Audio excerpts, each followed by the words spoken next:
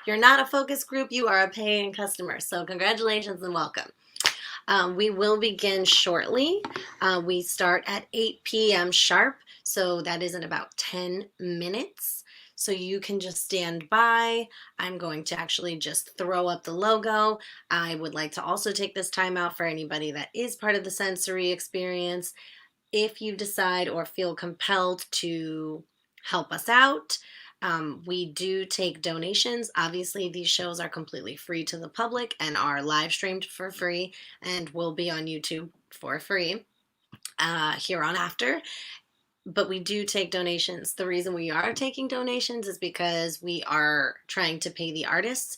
This weekend block of shows is actually the last opportunity that we are going to have to present and take donations before we actually send out checks to the artists involved. So we're trying to pay the writers and the designing crew for this show. Right now, I don't have a tally of what we have raised, but we will be putting out exactly how much we have raised and how much we are also going to meet or match that as a company in order to pay the writers and the crew. So I will see you in about 10 minutes. Looks like we got 3 streamers. Hi! Yeah, I look forward to it. As you know, this is a weekend block, so that means that today, tomorrow, and Sunday, we will actually have a show every day. The reason we decided to do that is because we wanted to bring back sort of the culture of what it was to be a theater goer on the weekend, and that was very much like, if I don't catch this show, I'll catch that show. I'll do this on Saturday, and I'll do this on Sunday. If you were an avid like indie theater goer like myself, your weekends were packed with nice, affordable, accessible, innovative, diverse theater. And we're just trying to bring that back while also keeping our eyes on the prize for social justice, racial justice. That is a very big part of this. Many of us are dealing with fatigue and dealing with the guilt of trying to escape through something in the arts, but actually you don't really need to get away. You don't need to escape in order to keep your priorities straight. You can definitely support other nonprofits. You can definitely support other activist groups.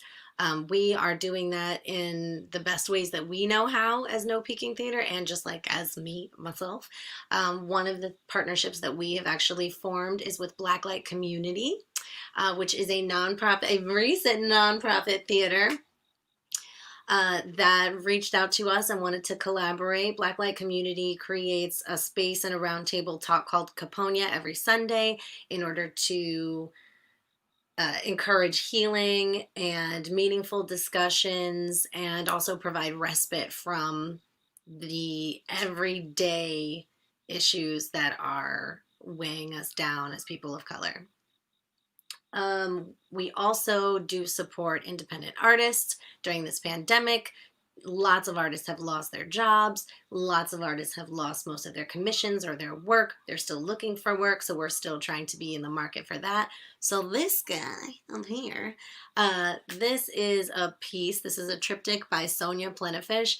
Later on, we will be putting their information in the comments and in the description so that you can visit their website, purchase their art. This is also for sale, so if this so compels you, please ask for a price. It is for sale. We love to support individual artists. Also, on this side over here, Joe Velez is also an artist that we like to support here. He's also has also been our sound designer on many a show, including this one. So show support for artists, yeah?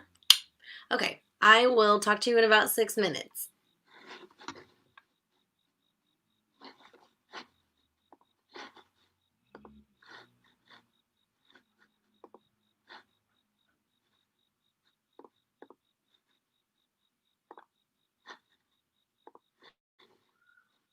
Faith that the dark past has taught us.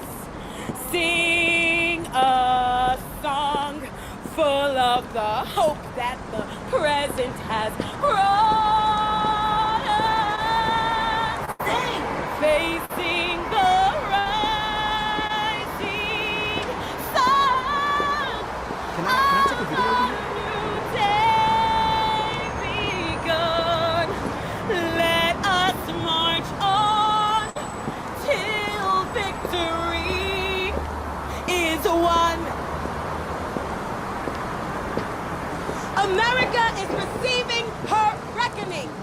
May the spirits of the African and indigenous people whose blood enriches the soil on which we stand haunt you all. May you know no peace until peace can finally be afforded to the descendants of those who lived in captivity and were slaughtered. Live and continue to be slaughtered.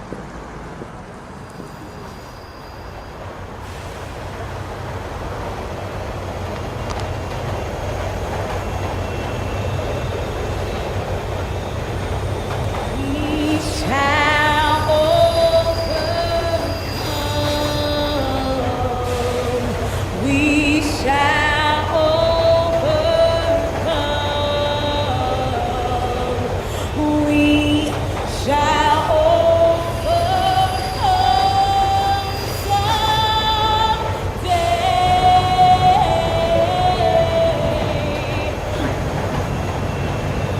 Stand clear of the closing doors, please.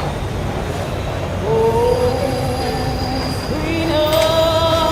Oh, freedom! Oh, freedom over me. And before I be a slave, I'll be buried in my grave and go home to my Lord and be free. Stop at Landis Park.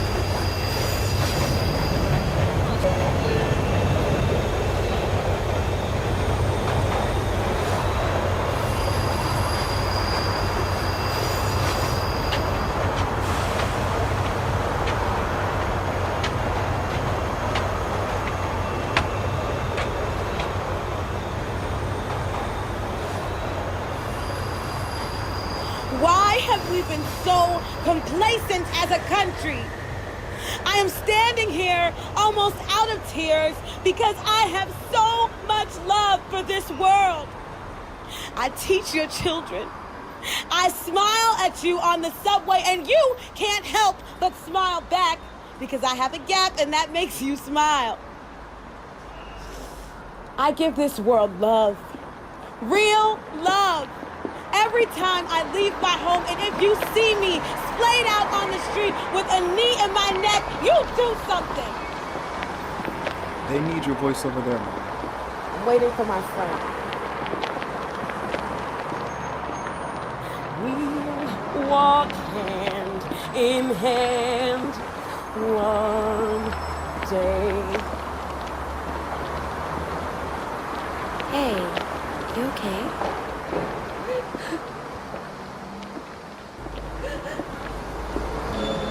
I know. Ready?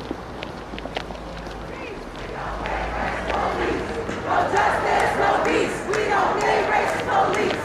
No justice, no peace. If we don't get no justice, then we don't get no peace. If we don't get no justice, then we don't get no peace. If we don't get no justice, then we don't get no peace. No justice, no peace. We don't need racist police. No justice, no peace. We don't need racist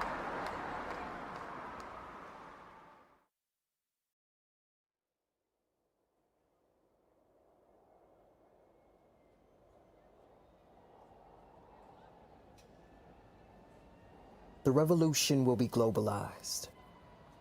The revolution will not be televised. It will be globalized. I feel it. The ground is shaking. The earthquake is coming. Grab onto me, what? Nothing is still. The time is here. The world seems to get worse every day. I take the test of life every day, prepare all night, and still I rip the paper, erasing and crossing out, not sure of reality and fiction. I'm sure only of my pure conviction, this depiction of life. Oh, what a fucking life. Those who live without purpose, they aggravate me. Oh, it's not my problem. Hell yes it is. All problems are your problems because this world spins. And every issue affects us all eventually. The selfishness will get you nowhere. Listen to my words or beware. The end is not near, but it could be close. How do you want to say you lived your life, huh? Flirt your way into the arms of upliftment. You trying to bag something? Bag equality. Swag the latest world issue. Naturalize and legitimize caring about something or someone other than yourself. Because the revolution will not be televised, but it will be globalized.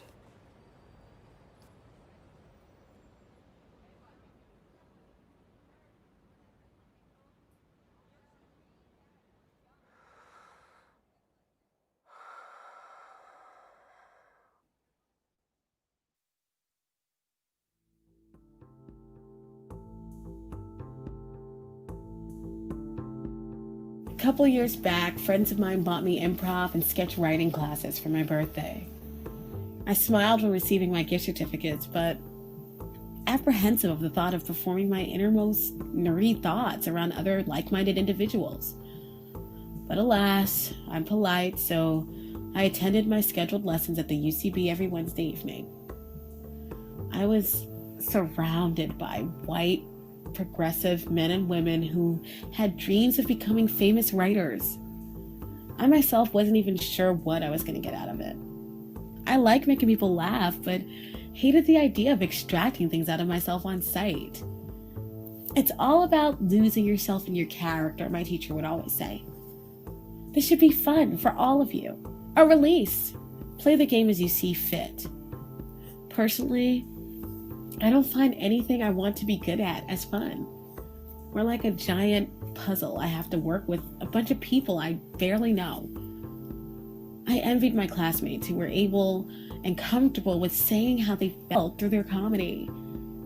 I said and performed as a shell of myself, never fully comfortable with my ability to control a scene. I couldn't finish a skit to save my life. I always ended up playing in somebody else's scene. I was usually sassy, loud, sexual, sturdy, woman, black. I fucking hate being black.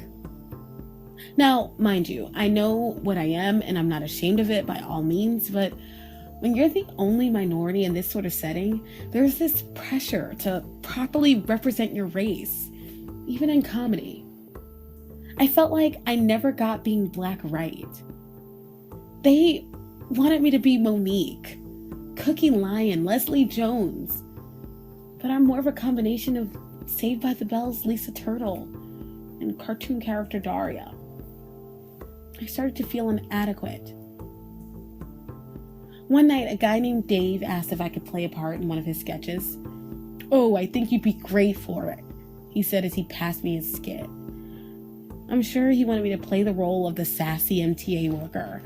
I imagined he wanted me to suck my teeth, roll my neck, and smack my imaginary gum. It was his turn to present his skit. As he was about to say his first line, I cut him off and decided to read his lines. His character was the straight man, usually just a stock character in comedy. He looked at me strangely as he had to roll his eyes and roll his neck. Dave was following my lead. We pretty much had to improvise the entire scene. That was an interesting change of pace, my teacher said. I admitted to the class that I was supposed to be the MTA worker, but I thought I'd fucking scream if I was pigeonholed into another lame, sassy black girl character. I apologized to Dave and returned to my seat. Class was over, and everyone was heading to an Irish pub a couple of blocks down from the school. My classmates were walking ahead of me, but I noticed my teacher stayed behind to walk next to me. "You did a pretty ballsy thing earlier, Courtney." I shrugged my shoulders. "Congratulations, though. You finally controlled the scene, but next time do it with your own words." That moment, I realized my polite complacency in my comedy was doing more harm than good. I can be sassy, but most importantly, I'm okay with being normal. I might be the only one, but I have a lot to say.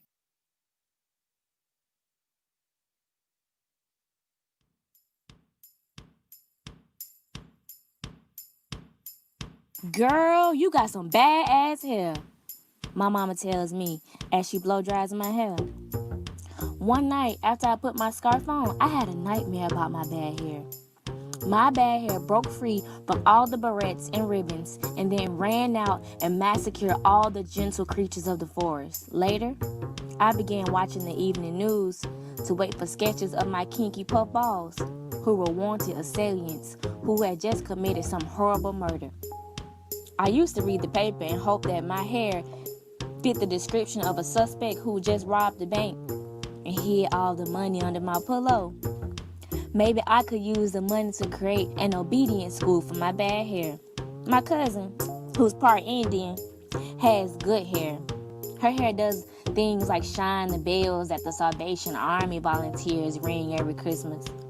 Her hair makes sure that the latch on the mailbox is always oiled. Her hair makes sure that the washing machine always stays in place during the spin cycle. And on a good day, she buries all the dead animals, the ones that my bad hair has killed in the forest. I once dreamed that my hair was feeling a bit mischievous and stole a bag of 25-cent potato chips and then was the victim of police brutality. The police unnecessarily beat my hair almost to death. My hair then had to drag its battered, tattered self back to my scalp. Then in the morning, I found it really hard to explain my thin hair and bald spots to my grandmother, who did my hair before school. One time, during Black History Month, my grandmother and I were watching old footage of the Birmingham riots. I watched the policemen spraying people with water hoses. I wondered what that must have been like. I also wonder what my hair would have done in that situation. My hair is not bad. My hair is smart, you know. It's made up of small coils that coil up on itself when it's scared. It's especially scared of water. So during the riots, my hair would have coiled up so tightly that it would have taken my grandmother an extra long time to press my hair once it dried. Despite the bad reputation that my hair has, it's still very hopeful about its future. It wants us to do many wonderful, courageous, and great things. So far, my hair wants me to be an actress, an astronaut, a geologist, a painter, a writer, and a mechanic, all in one lifetime. My hair believes in me. But if my hair and I are not successful at all, there's always a life of crime. Since my hair is so smart, there will be no petty larceny for me and my hair. We will only commit white-collar crime like Madoff, such as tax evasion and embezzlement.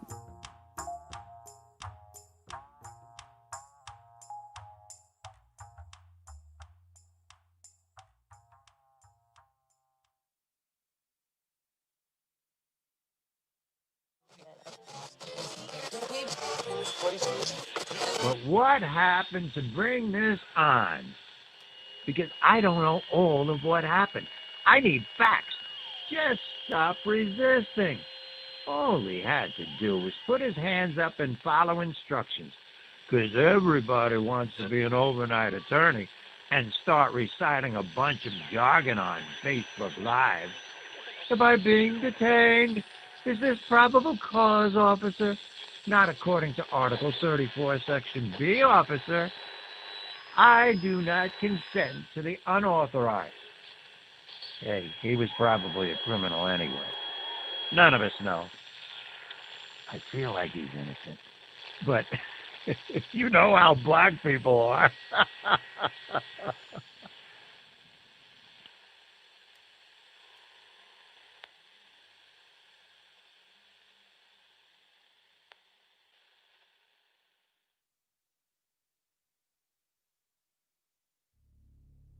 My life?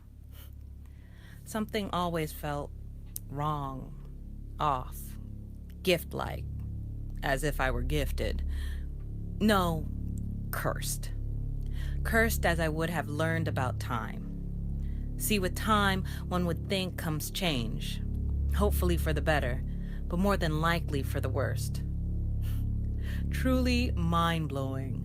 One of the primary arguments that the murdering racist apologists have is to ask why I don't join the police force to make a difference. Here's the thing. I work very hard, and I pay a significant amount of taxes, some of which goes directly to overpaid police officers. Police across the country have bloated salaries, overtime pay, and pensions. So me going to work every day and producing value actually is what gives them their salary. So I have every right to criticize them.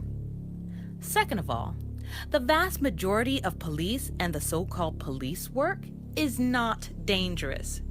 It is an absolute myth that they are risking their lives daily. If you think that cops have an overly dangerous job, I have a great piece of property to sell you. 3, cops are trained and paid handsomely so that they can occasionally face these situations. The woman who murdered Terrence Crutcher claimed she had never been so scared in her life. She had body armor, a taser, multiple weapons on her, air support, and 3 other officers around her as she looked at a man with his hands in the air and unarmed. If she was scared, do you think she's in the right line of work? No. I'm sure many people in Tulsa who don't fall into the bigot camp don't want their hard-earned taxpayer dollars going to the salary and now paid time off of a so-called police officer who was scared of a man who had his car break down on the highway. In most jobs, you are paid for a series of tasks. You are asked to perform these tasks well. I'm not sure what makes people think that cops have a different standard that they should be graded on. 4, do not make excuses that there are a few bad apples that ruin the bunch in the police forces. Police across the United States have a systemic racism problem. It is not a few bad apples, it's a widespread disease.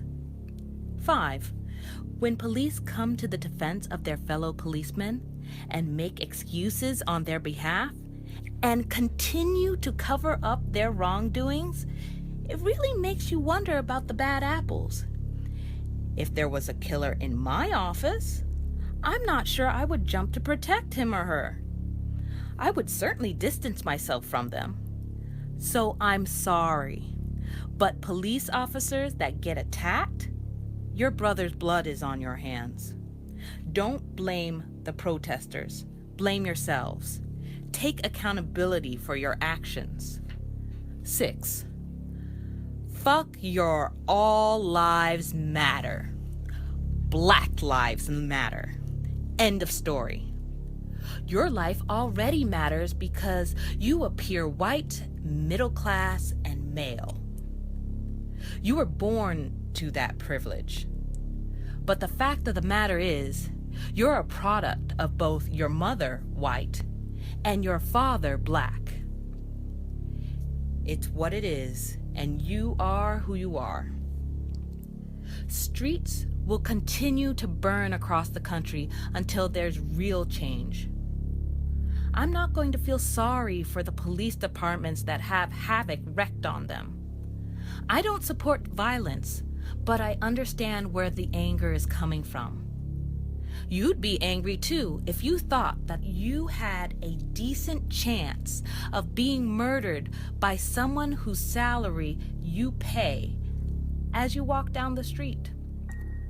So you can jump to the police officer's side, or you can demand change, and you can scoff at any police officer you see. It doesn't matter what they found in his car afterwards. They could have found a half-eaten family in the trunk and 100 pounds of cocaine in the back seat. None of that is legal justification for a police officer to shoot an unarmed person who is complying with their directions. Stop that.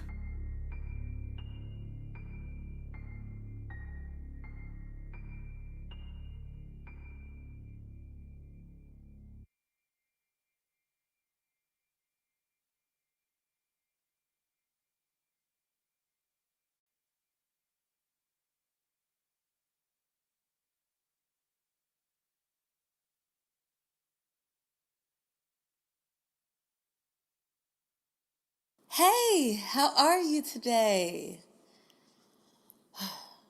I passed them by, morning after morning after morning. Fine, thank you. Always the same polite exchanges. How are you? I'm fine. Nothing changes. Wait, what did she say? It's not that I'm not listening. I'm a good person. I try. But how can you pretend to be happy for my good day if you've never even asked me why? We've never had an actual conversation. Instead, you play you and I play me, but your you is closer to you than my me will ever be. Because the code. See, the code tells me that my me is something that I must acculturate. And your you tells you that if I don't, then I'm the one that you're supposed to hate because black is just not right. No, black is just not white. Your blank stares remind me of this fact anytime I let a single glimpse of me out to play. Your nervous smile says, I'm kind of curious, but could you not be so you today? And just when I'm about to say something really sassy, your you tells me that you're allowed to be obnoxious, but I have to remain ever so classy because that's the code. I can't remember when I first learned it, but I remember when I first saw. See, I remember my mom, she used to change her tone up anytime Mrs. Grennan called, and I never asked why, but for some reason I just knew that one day I'd get a call and I'd have to change my voice up too. I'd have to speak, eliminating my contractions. I'd have to take some of your insults without giving you a reaction. I'd remove the traces of my culture from our everyday conversations. I'd never be able to opt out of being the bigger person in almost every situation. And that's not to say that I haven't messed up. But don't think it doesn't come without penalty. Don't think that I don't get labeled by one slip up potentially. The code makes me say things, do things in ways I don't want to do. I had to abide by this code just to present this code to you.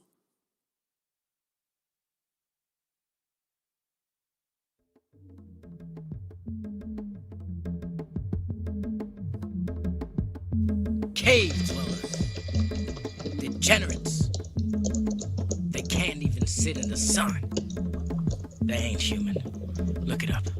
Ain't even got no melon. Always trying to push an agenda, trying to break up the black family. Look, another television series, more propaganda. Trying to inject themselves in my family. Vaccinate my black child. Because they want us all dependent on that system. Having them change their thoughts. Make them practice this old European way of living. That's why they trying to keep their old BC lineage alive. All this interracial mess, sleeping with each other. Because any bit of melanin will sustain them. That's how powerful we are. We must not let them in. We must organize. Don't take nothing from no white man. And if you sleep with the cave dwellers, you are not a part of the community. I don't condone black support of any white establishment. Buy my book, Black Kings, Black Queens, No Man, White Dreams. Click the link and send payment to my PayPal.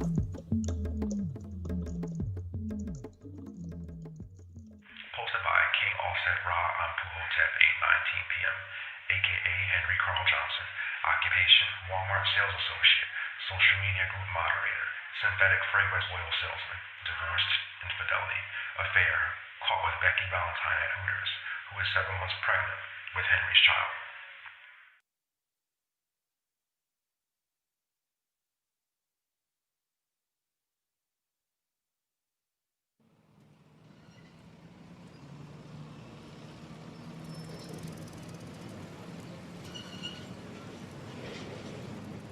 I packed my things and I left my precious land of the free and home of the brave.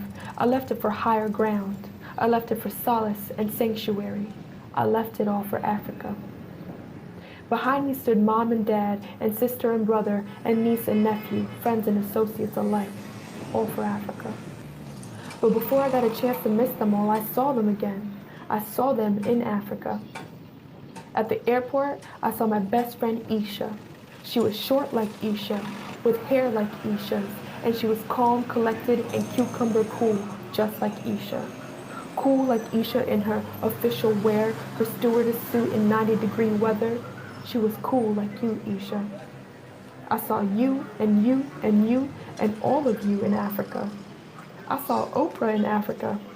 But she wasn't in South Africa. She wasn't the head of an academy for young girls. She hadn't arrived in her personal jet with her entourage, and no one had to practice the billionaire's welcoming ritual by throwing dollars or petals or gold coins at her feet. Oh no. Oprah in West Africa was a simple woman who sold peppers, onions, and okra by the side of road, where her babes played around her with their big bellies and wear nothing but glee on their faces. I saw you. I saw you in Africa, Shaniqua. I saw you with your hair fixed up really nice. You decided to replace your precious roller wrap with a waterfall of braids flowing down your back. Your swagger was still impeccable, your voice still loud and boisterous and powerful, talking world politics. Your thoughts were still influential, potent, and great. Just like at home, where you talked the politics of love, of how he loved you despite being sent upstate. Love lost, love found, and love on the rebound. I saw you. I saw you in Africa, Daquan. You were there driving your little girls to school before you're pulled over and harassed by the police. During the day you hustled, driving a gypsy cab to make ends meet, and at night you were the best father you could be, despite the odds. And here in a land of trust and pride, we find that the powers that be fought, harassed, and damaged all that could be. So whether you're a doctor, a father, a prince, a taxi driver, or a hustler, or a king, or a pauper, or a homeless man, you all still struggle and strive for manhood and hope. I saw you. I saw you in Africa, Grandma Lula. Remember when we went to the farmer's market and bought collard greens for 25 cents a pound? When Mr. Johnny Lee traded us 10 pounds of salt pork for the quilt we'd made? And how we cut up those greens up and cooked them with salt pork and crushed red pepper and vinegar and coupled it with some cornbread? And then how we got down with it and ate it with our hands? Well, my Grandma Frances in Africa eats her dinner with her hands every night. She molds her pounded yams with her fingers and dips it in her stew with her ewedu and swallows it along with her charity. I saw you. I saw you in Africa, Radio Raheem, and you were there following the beat. It is the heartbeat of a continent, absorbing and reminiscing in the oral tradition, which tells us the truth about who we are, who we were, and who we can be. So whether you're pumping your fist to Public Enemy or writing the rhythm and melody of the metaphor of Jay-Z, the beat, the heartbeat of the continent will always beckon us home. I saw you. No, better yet, I saw me in Africa. I was a slender little girl with a snaggletooth smile and 3-day-old ponytail. I walked with a limp. I had a rhythmic swing in my step and a titillating song in my heart. It was long before I took on the plight of the black superwoman that decays spirit. It was when racism, sexism, colorism, and classism were imaginary ghosts under my bed, and a hug from daddy could make them all go away. Capitalism was equivalent to a handful of M&Ms. M&Ms were better than money because you could eat them. I was there. I was present. I was alive and fortified by God to take on the world. So I embraced her. She packed her things, and we traveled back to America, whole again.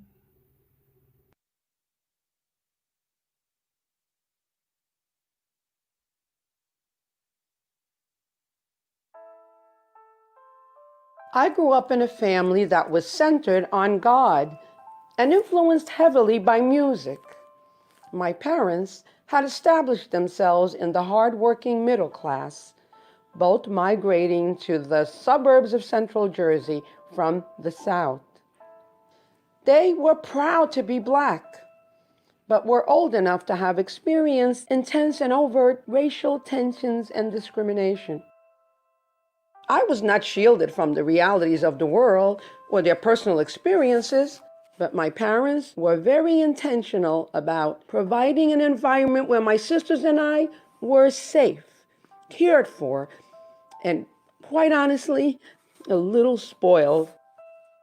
I was always encouraged to explore my artistic abilities and was given opportunities at a young age to perform on various stages throughout the world.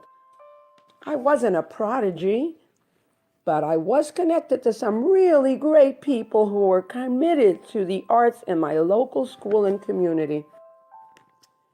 As important as music was, my parents made it clear that Common Core academics were a chief priority and made sure I stayed in honors classes and special programs for gifted children.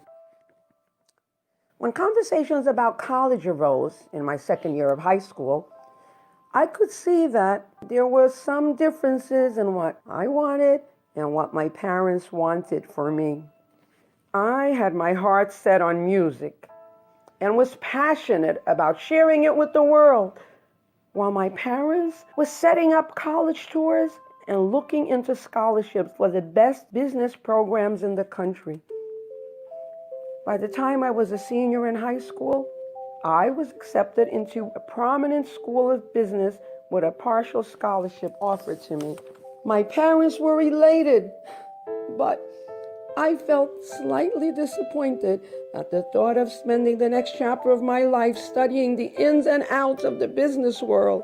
I was pleased that I had achieved so much and that my parents were so proud of me, but my heart wanted to pursue music. 2 weeks before graduation, I told my parents that I was not going to school for international business and that instead I would be pursuing a degree in music education. They were disappointed because that wasn't the plan. They had not struggled and sacrificed to see their child go to school for something that, in their minds, was not worth the expense or the time. I was bombarded with questions about how I would find a job, where I would get the money to pay for school, and why I would choose to discard the things I had worked so hard for. They responded like many Blacks their age would. Success in their minds for a Black person was about being equal with other whites and competing and getting positions that were esteemed highly. Black people had been known for decades to sing and entertain, and that was not something they thought I should have pursued. I was hurt, but motivated not just to indulge in my passion, but to build a career doing what I love. I wanted to show my parents that music is a part of who I am, and with all of the skills they taught me and all of the knowledge I had, I was the best equipped to share it with the generations of artists to come. My experiences as a Black artist are varying in every season of my life, but they started with self-acceptance and courage to dig deeper than what people expected of me, even if those expectations seemed higher and more esteemed. I am whole in my skin, in God, in my career as a music educator, and in the love I share with family and friends that has ushered me through every place of doubt.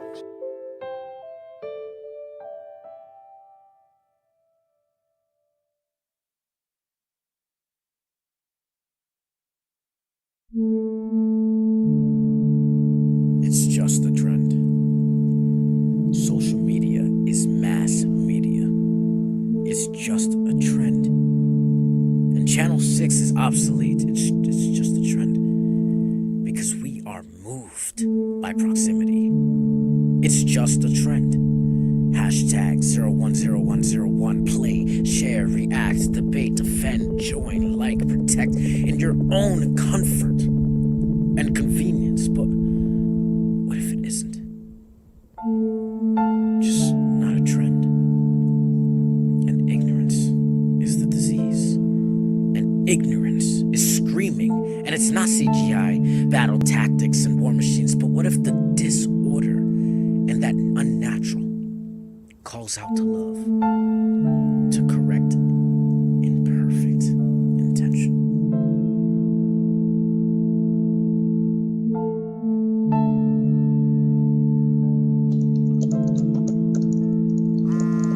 The Beehive is buzzing. Beyonce is A shooter opened fire in an Orlando nightclub early Sunday morning, and now authorities are investigating it as an act of terror. I did not have sexual relations with that woman. So here's what I'm having trouble getting it. Okay, patient. All right, we're doing good. Doing good. Kris Jenner is also at the house in New York. She came back with Kim. Kendall left as well.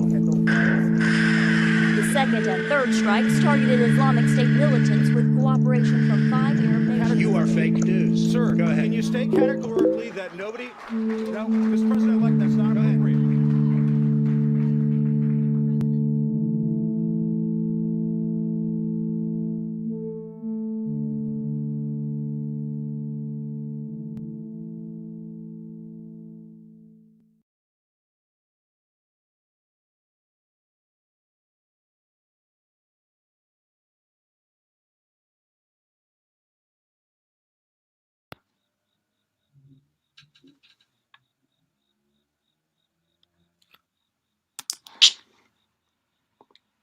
Hello. Okay, so that actually concludes Blackout.